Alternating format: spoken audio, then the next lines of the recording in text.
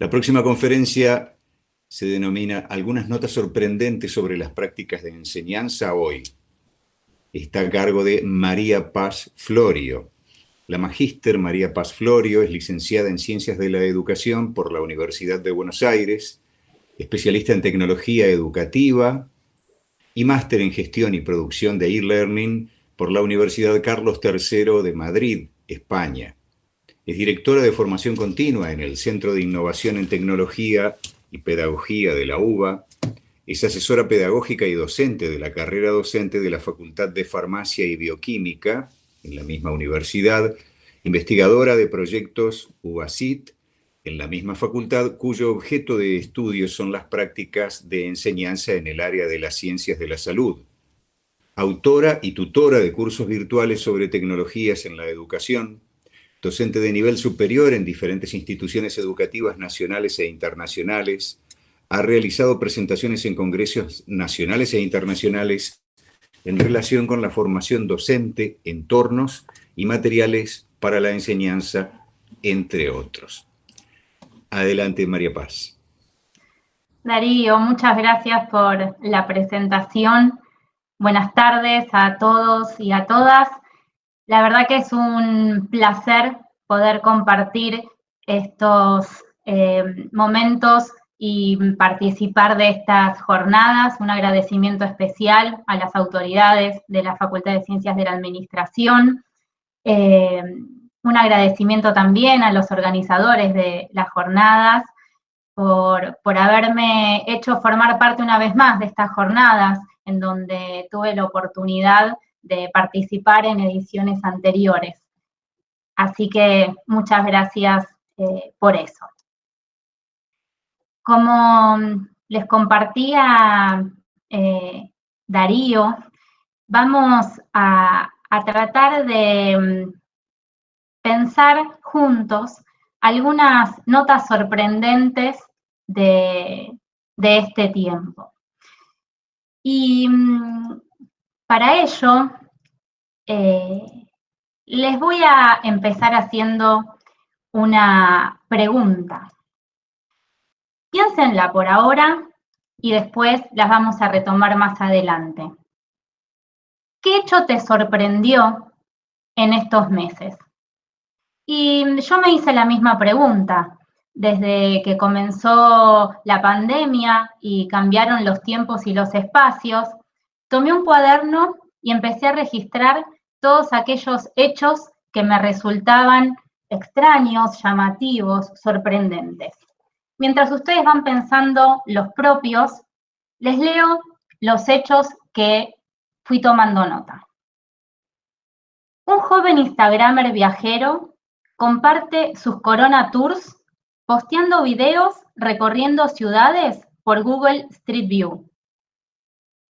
Mi sobrina, de 6 años, inicia una videollamada con su amiga y suma a su profesor de percusión para saludarlo. Equipos directivos curando contenido de redes para compartir recursos con su equipo docente. Verdulerías de barrio que bajo el lema "Quédate en casa", publicitan sus envíos a domicilio cuando nunca lo habían hecho. Los museos hacen visitas a sus galerías desde Instagram TV. La maestra le dice a un niño: "Hace arte con lo que tengas en tu casa", y fue a su patio y creó un dinosaurio con tierra y ramas. Planes de contingencia mundiales que habilitan como canales de comunicación educativa la televisión y la radio.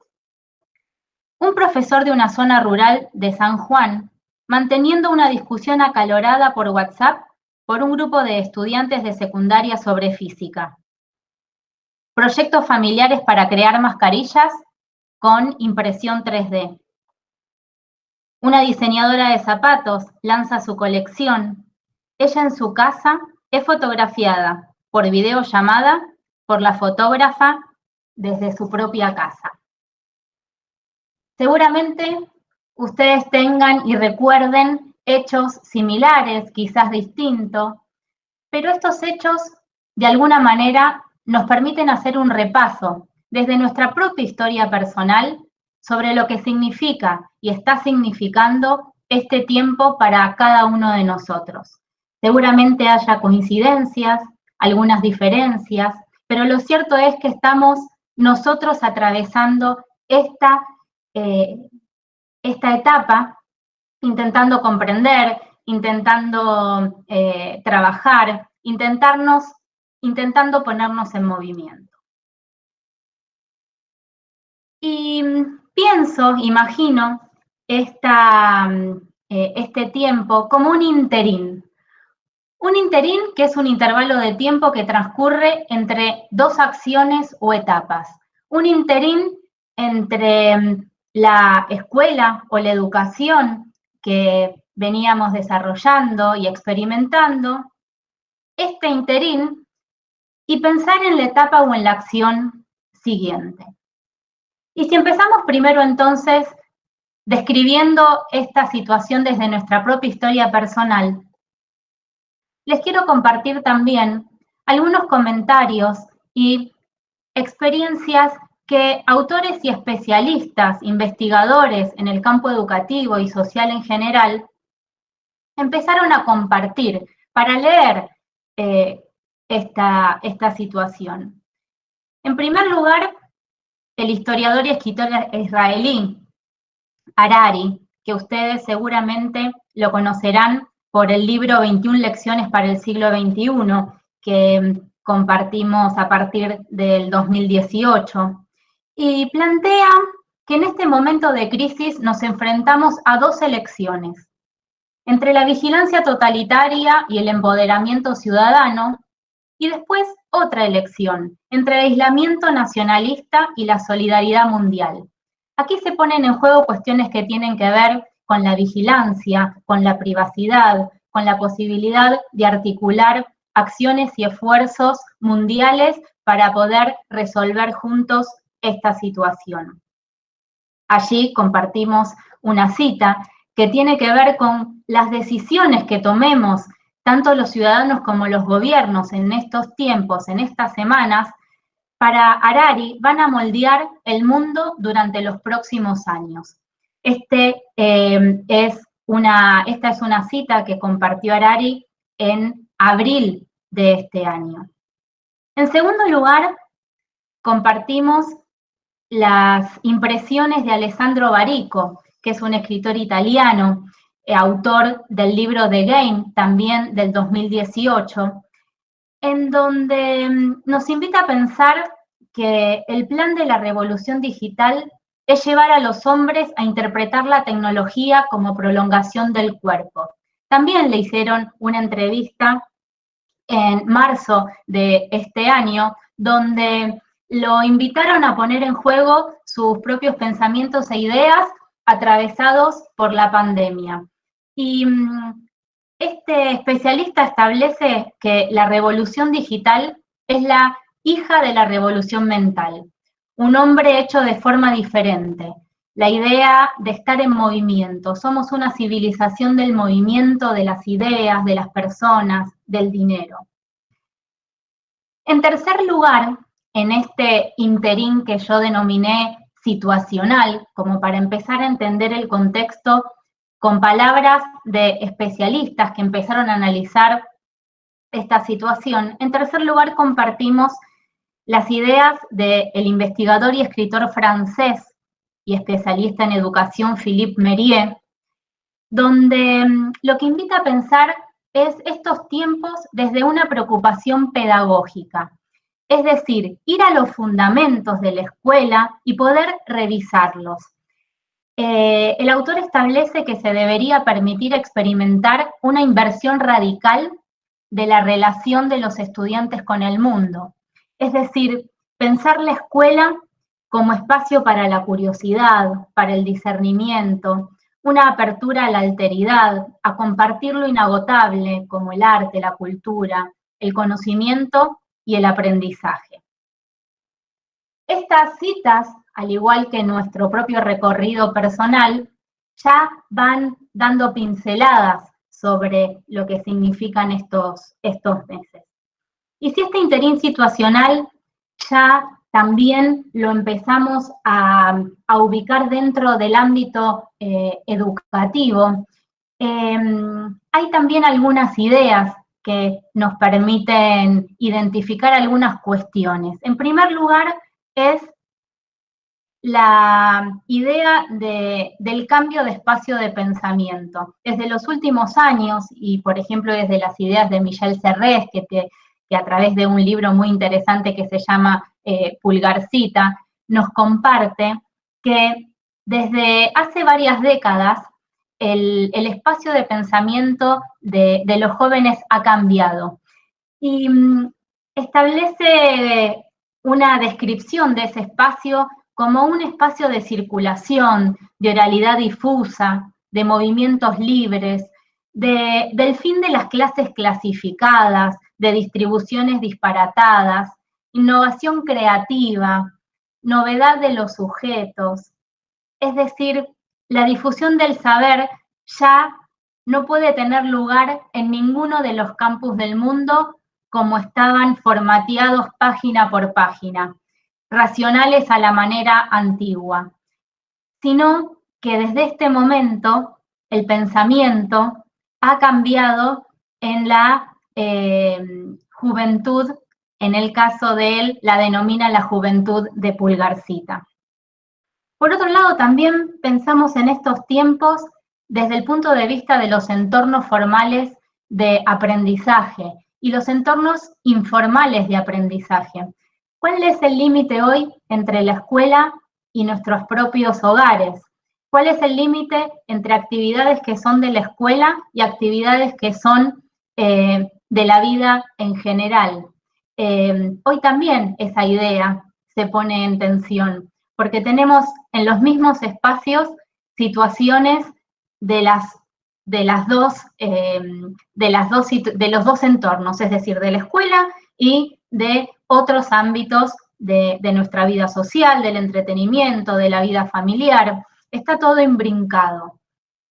¿Y qué es lo que aprendemos en un lado o en el otro? Hoy parecería más difuso que en otra etapa. Y por otro lado también la idea de la sabiduría digital. Estos momentos nos pusieron a pensar y a poner en relación con las tecnologías. Quizá más que antes, quizá de una manera más profunda, quizá con una posibilidad de ponernos en contacto con las tecnologías de algunos entornos por primera vez. Y Prensky lo que dirá es que es sabio digitalmente, no aquel que ha nacido con la tecnología, y él mismo ha hecho esta distinción entre nativos e inmigrantes digitales, poniendo el límite entre a partir de la edad de nacimiento. Dice él mismo, revisemos esta hipótesis. Ahora refirámonos a alcanzar una sabiduría digital. Ya no importa la edad, sino que tiene que ver de qué manera nosotros podemos tener un contacto con el mundo, podemos hacer de las tecnologías parte también de nuestras habilidades, poder expandirnos y poder, a partir de las tecnologías, también poner en análisis y en reflexión esta parte del mundo. Barico, que lo compartimos hace un momento, habla de humanidad aumentada. ¿De qué manera nosotros podemos ponernos en juegos con la tecnología? Y en esta entrevista que le hacían, decía, hoy lo digital puede salvar vidas. Pasamos a un segundo interín que podemos llamar un interín focal. Y con esto traigo la idea y la necesidad de pensar en las y los estudiantes, en cómo también desde su perspectiva, desde sus propias historias, pudieron seguir aprendiendo, pudieron seguir tomando contacto con sus compañeros y compañeras, en qué medida dieron continuidad a su aprendizaje. Y para pensar en estos estudiantes, quiero compartir un proyecto de Carlos Scolari, donde a partir de una investigación que dio en llamar Transmedia Literacy, plasma la idea de alfabetismo transmedia, como aquel concepto que focaliza en lo que los jóvenes están haciendo con los medios y los considera prosumidores, es decir, productores y consumidores de estos medios, personas que potencialmente son capaces de generar y compartir contenidos de diferentes tipos y niveles de complejidad. Este estudio reunió desde 2015 a 2018 a jóvenes de distintas instituciones y países, donde se les preguntaba qué están haciendo con los medios, dónde aprendieron a hacer lo que estaban haciendo y cómo poder aprovechar esos conocimientos dentro del aula. Y otra vez volvemos a dialogar con la idea de cuáles son los espacios del aula y fuera de ella en estos meses. Y en este proyecto de investigación se definieron habilidades en tanto competencias transmedia. Se realizó, y ahí pueden ver una figura, un mapa exhaustivo de competencias relacionadas con la producción, el consumo y la postproducción de medios en el contexto de la cultura transmedia juvenil. Estas competencias tienen que ver con la prevención de riesgos, con la ideología y la ética, con la narrativa y estética. Entonces, se empezaron a identificar las estrategias informales de aprendizaje que los jóvenes y las jóvenes ponen en juego para poder aprender. Y allí surgen estrategias que tienen que ver con aprender desde la práctica, resolver problemas, imitar la simulación, el juego, la evaluación, la enseñanza. Este estudio arrojó que no es que todos los jóvenes tengan estas competencias transmedias en el mismo nivel de profundidad. Habrá jóvenes que desarrollen más cuestiones que tienen que ver con la producción, otros con el consumo y otros con la postproducción. Pero sí que desarrollan competencias que en este proyecto se denominan de transmedia. Que estas competencias tienen diferencias según el género, que tienen, si los adolescentes son conscientes de la necesidad de adquirir, por ejemplo, competencias que tienen que ver con la prevención de riesgos. Los adolescentes aplican estrategias tradicionales de aprendizaje. La imitación es una de las principales estrategias de aprendizaje y que YouTube es uno de los espacios de aprendizaje en línea más importantes y ocupa un lugar central en el consumo mediático de contenidos. Hace un momento en la conversación anterior compartíamos la idea de qué significa ver un video y poder interactuar con ese video. Este proyecto nos permite entender de alguna manera quiénes son los jóvenes y cuáles son los saberes con los que se pone en juego el trayecto por estos meses. También en este interín focal y pensando especialmente en los estudiantes, comparto un informe que hicieron en conjunto UNICEF y Google, en donde también reunieron a jóvenes entre 14 y 19 años de distintas partes del país, de Argentina, de Buenos Aires, de la Ciudad Autónoma de Buenos Aires, de Tucumán, de Córdoba, de Salta, y realizaron una encuesta bajo el lema Tu voz importa, y en ese relevamiento se identificaron cuestiones importantes. Por ejemplo, les preguntaron a los estudiantes, antes de la pandemia, ¿cuántos de tus docentes incorporaban la tecnología para dar clases? Y el 58% de los estudiantes dijeron algunos.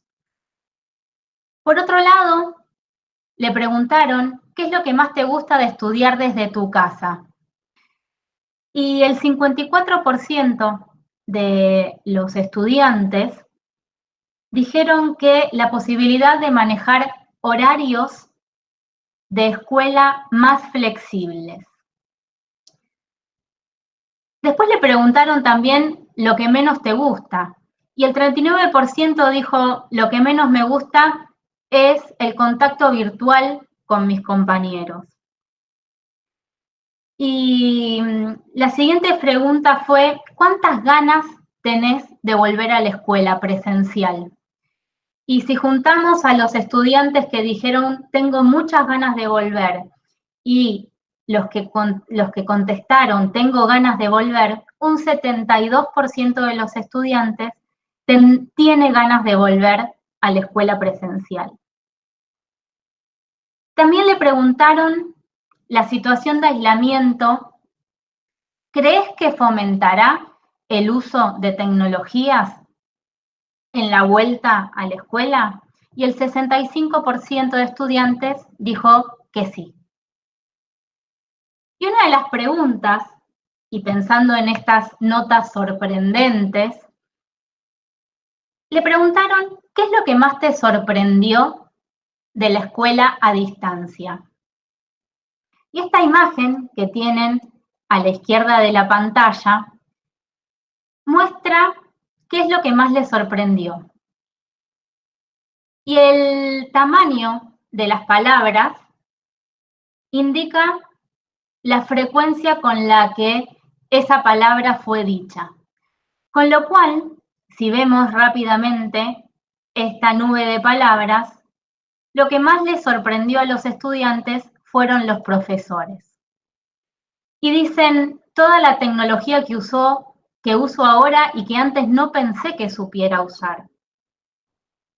Que hayamos estado tanto tiempo sin incorporar la tecnología como herramienta de aprendizaje. El comprender que la educación puede darse de diversas formas. Y el esfuerzo que hicieron los profesores para poder enseñar. Pasamos al interín número 3. Y es un interín que lo denomino un interín oportuno. A partir de estos meses es interesante pensar como un espacio para la oportunidad. Un interín oportuno que tiene el carácter de provisional, que va cambiando de manera permanente, pero que algunas descripciones y algunos instantes podemos destacar. En primer lugar, pensar este interín como un espacio para las colaboraciones integrales, es decir, articular perfiles, articular docentes, pensar en propuestas educativas donde pongan en juego la diversidad de conocimientos, la diversidad de perfiles profesionales, para poder generar propuestas creativas de enseñanza. También es un interín oportuno para pensar acciones múltiples y diversificadas. Esto es todo lo que ponemos a disposición, es decir, que respondan a intereses particulares. Quien necesite formarse, quien disponga de un tiempo de enseñanza en vivo, quien quiera tips rápidos, dependiendo de la necesidad que lo podamos encontrar. Un interín oportuno para la convergencia de la información, es decir, acceder a los espacios propios y de otros en un espacio articulado. Poder generar espacios donde podamos curar contenidos, donde podamos seleccionarlos, donde podamos identificar los materiales y los sitios válidos para nuestra asignatura, para nuestra materia, para lo que necesitemos enseñar. Por otro lado, un interín oportuno con voces empoderadas. Hace un momento hablábamos de lo que saben los estudiantes, cómo poder ponerlo en juego, cómo reconocer todos los saberes de los estudiantes, los saberes de los docentes, cómo los estudiantes se implican en su propio proceso de aprendizaje. Eso seguramente lo podamos lograr desde la propuesta de enseñanza, como una invitación a que los propios estudiantes sean activos en su proceso de aprendizaje. Una oportunidad también para la apertura al diálogo, para generar una comunidad de práctica, para poder tejer redes, espacios donde poder decir, espacios donde poder preguntar, espacios donde poder responder. Espacios como estas jornadas, donde nos están reuniendo cada uno desde su casa, pero con un objetivo común, de reflexionar sobre las cuestiones educativas que cada uno de nosotros desde nuestro rol tiene entre manos. Y la posibilidad también, una oportunidad para tener la posibilidad de documentar, de tener registros vivos. Estamos reflexionando en la medida que estamos trabajando, estamos preguntándonos mientras hacemos. Entonces, así como ese cuaderno que fue registrando esos hechos que me sorprendieron durante estos meses, bueno, ¿cómo poder ir registrando clases, registrando lo que salió bien, lo que salió mal, aquella orientación del colega, para luego no estar en foja cero, sino que valernos desde nuestra propia experiencia compartida y poder seguir aprendiendo. Esto nos lleva al interín número 4. Este interín que es un interín creativo. Y aquí sí, pensarnos a nosotros como docentes. Pensamos un primer interín que tiene que ver con un interín situacional, donde estuvimos pensando el contexto a partir de nuestra propia historia personal y también trayendo ideas y pensamientos de especialistas con trayectoria en el campo educativo y que pusieron su palabra en estos meses y pudimos conocerlas y actualizar su pensamiento. Después, un interín focal que tiene que ver con la consideración de los saberes de los estudiantes y de las opiniones de los estudiantes respecto de estos meses educativos.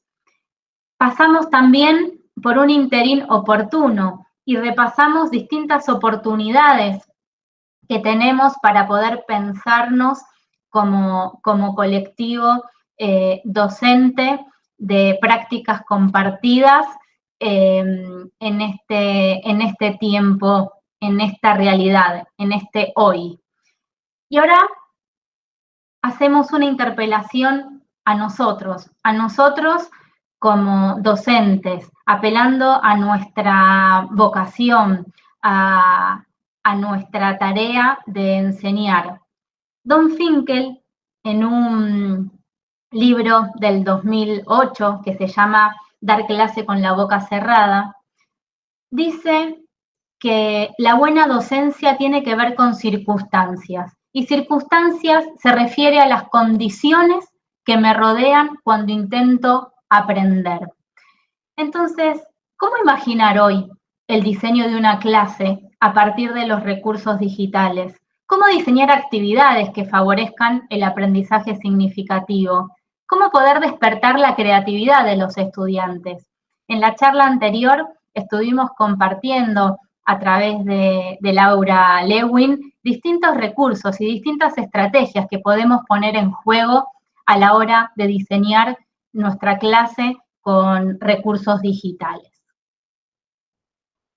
Y pensar este interín creativo y apelar a nuestra tarea y a nuestras prácticas de la enseñanza, es que imagino pensarnos como arquitectos de buenas prácticas, que tomemos lo mejor de cada experiencia, de nuestra propia historia, de lo que conocemos del colega y que creemos verdaderos espacios de buenas prácticas y de buenas circunstancias, al decir de Don Finkel, para que los estudiantes aprendan. También sabedores del contexto actual. Nosotros sabemos la realidad de los estudiantes, quizá tenemos que tomar nota de la situación de infraestructura y de conectividad que los estudiantes tienen en sus hogares, de las situaciones familiares, de los estudiantes y de nosotros mismos. Pensar las clases situadas, teniendo en cuenta y considerando el contexto actual. Ser curiosos por naturaleza, también si conocemos algún recurso, algún entorno, explorar, experimentar, equivocarnos, poder dialogar con los estudiantes y proponerles experimentar juntos los entornos y aprender entre todos. Ser creadores de oportunidades, justamente de la enseñanza y del aprendizaje. Influencers tecnológicos, con la posibilidad de esos registros vivos que decíamos hace un momento, esas experiencias y aquellas cosas que nos hayan salido bien y quizá no tan bien, poder compartirlas, poder ser un nodo dentro de esta red en donde todos estamos aprendiendo a hacer, donde todos estamos aprendiendo y dando nuestro mejor esfuerzo para dar continuidad educativa. Y esto se resume en eso, en ser docentes y poner en juego nuestra vocación y seguramente el deseo de cada uno y cada una de ustedes de que los estudiantes aprendan y aprendan de manera significativa. Se trata entonces, y aquí también traemos algunas ideas bien fresquitas de estos dos especialistas, de Hugo Pardo y Cristóbal Cobo, que nos dicen, se trata de diseñar la experiencia académica como una línea de tiempo narrativa multimedia expandida, es decir, donde los docentes y los estudiantes puedan servirse de modo colaborativo, donde esta narrativa abarque momentos sincrónicos y momentos asincrónicos, donde se puedan poner en juego contenidos que son propios, pero también contenidos que ya fueron creados por otros y donde nosotros podamos establecer una curaduría. Contenidos de uno a muchos y considerando también al estudiante como productor de ese contenido. Por supuesto, todo esto pensado desde una secuencia de aprendizaje.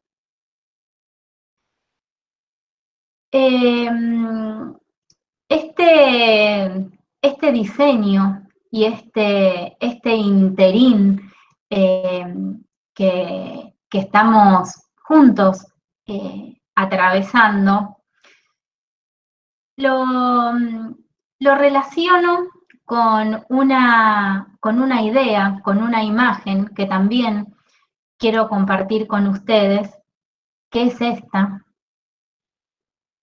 Y dice así: soñé que la casa de Salvador Dalí le decía a la casa de Marcel Duchamp, si supiera usted cuánta agua ha pasado bajo mi puente. A lo que la segunda respondió, pero no imagina usted cuánto puente ha pasado bajo mis aguas. Este es un acrílico sin nombre, perteneciente a la colección Sueños con Marcel Duchamp, una muestra del 2018, desde el 2018 en el Museo de Arte Moderno de Cartagena.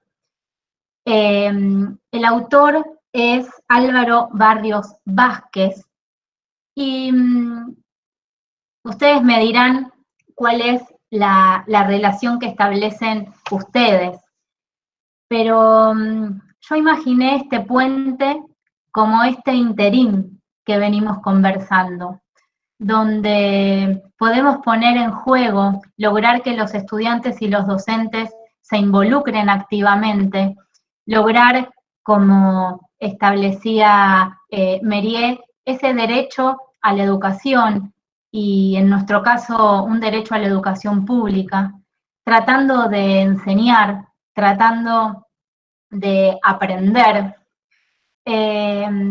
Y muchas veces pensamos esto, ¿cuánta agua pasa por el puente? Pensamos que el puente es una construcción estática, una construcción inamovible. Pensamos las estructuras educativas como inamovibles, pensamos los objetivos, el currículum, la misma escuela de manera inamovible, y quizá este sea un interín para pensar en otros puentes, para pensar en otras oportunidades para poder seguir educando. Estas son las ideas que quería compartir con ustedes, con los que estamos viviendo estas jornadas, y reservar un buen rato para poder dialogar juntos. Y para iniciar ese diálogo, yo les propongo, si tienen a mano sus celulares, puedan entrar, y quien estuvo hace un ratito escuchándola a Laura, han escuchado este entorno, que ingresen en www.menti.com y allí van a solicitarle un código. El código que está en pantalla es el que tienen que poner. Y los invito a responder con 3 palabras a esta pregunta. ¿Qué es lo que más te sorprendió de la escuela en este interín? Y esa palabra escuela la podemos cambiar por institución, por universidad, aquel ámbito en donde desarrollen su tarea como docentes.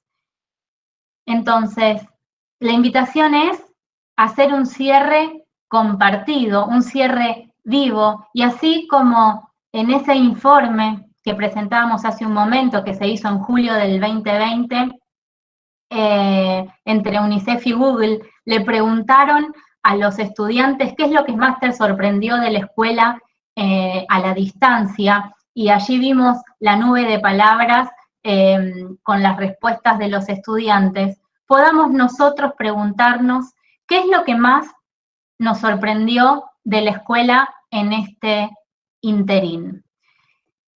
Ingresamos entonces a www.menti.com, lo pueden hacer desde su computadora o lo pueden hacer desde su celular, e ingresan el código 245392. Yo voy a dejar de compartir esta presentación, pero voy a compartir la nube de palabras que va a ir reuniendo las respuestas de todos nosotros.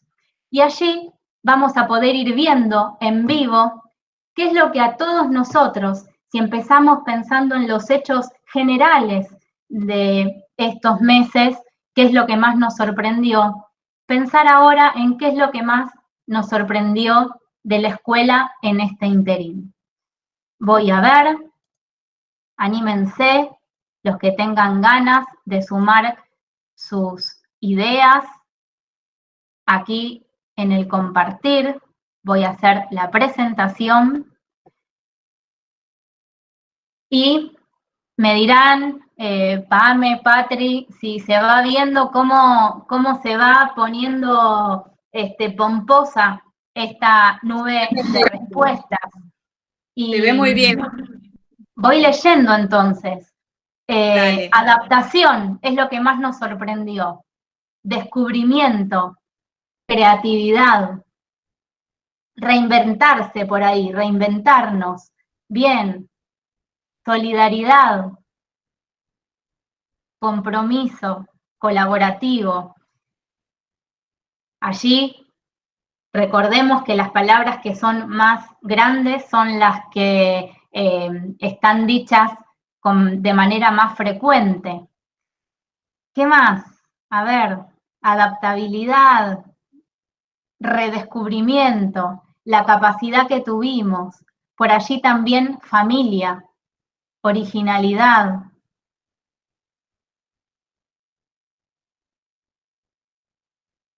Compromiso.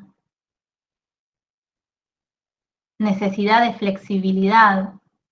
Seguir aprendiendo. Incertidumbre ahí va apareciendo y la familia también se va agrandando. Tecnología. Me parecía esta la mejor representación de lo que quería conversar y compartir con ustedes. Esta idea de lo provisional, esta idea de interín. Quizá estamos pasando de una etapa a otra, de un momento a otro, pero estamos viviendo intensamente este interín y lo estamos haciendo todos los días y todavía lo seguimos atravesando, de manera tal que por eso me parecía poder habilitar el espacio de intercambio con esta nube que está siendo viva y que forma parte no solo de lo que les estoy compartiendo yo, sino también de lo que cada uno de ustedes está pensando a partir de este tiempo. Leo algunas más y podemos empezar, si les parece, con este diálogo mediado, pero diálogo que espero que sea caluroso también. Bueno, ahí también ustedes pueden leer comunicación, compromiso. Bien, después seguramente esto vaya tomando forma y siguiendo con la vida propia que tenga esa nube de palabras. Bueno, muchas gracias y espero poder escuchar algunos comentarios de ustedes. Preguntas, comentarios, opiniones, hechos que los sorprendieron. Así que aquí los escucho. Bueno, muchas gracias María Paz. La verdad, hasta el momento hay muy buenos comentarios de tu presentación, así que muy agradecida por haberte tomado un tiempito para participar. Sabemos que estamos todos con las agendas bastante comprometidas. Una vez más, muchísimas gracias. Me gustaría retomar dos cuestiones que vos mencionaste, esto de potenciar los espacios de aprendizajes, ¿no es cierto? Si por ahí nos podrías ampliar un poquito más. En realidad, según el conocimiento y la interacción que tenemos con algunos de los colegas y docentes que nos han convocado, es esto, ¿no? De cómo pudieron hacer visible y de potenciar estos espacios. Y por otro lado, te dejo también la cuestión de la arquitectura, de las buenas prácticas, este tema que vos también retomás y que podés hacernos partícipes, ¿no? Que cada docente es partícipe de esta concepción de las buenas prácticas, ser su propio diseñador, su propio arquitecto de estas buenas prácticas. Exactamente, gracias Patricia. Yo creo que pueden estar ligadas esas dos preguntas en función de las buenas prácticas y de cómo poder potenciar los espacios. La cuestión es poder encontrar lo mejor de cada entorno, ¿no? Hace un momento hablábamos de espacios sincrónicos y espacios asincrónicos, entonces de repente pensar en cómo hacer un verdadero aprovechamiento, por ejemplo, de una sesión sincrónica de trabajo, donde quizá se puedan poner en juego estrategias que tengan que ver con que los estudiantes puedan dialogar y poder preguntarles qué tal están resolviendo las tareas o cuáles son sus dudas. Quizá puede ser un mejor aprovechamiento ese que solo un espacio sincrónico donde sea el docente el único que hable. Entonces, potenciar se trata de eso. ¿Qué es lo mejor de un espacio sincrónico qué es lo mejor de un espacio asincrónico, cómo poder articularlos a partir de esa programación de la propuesta de enseñanza.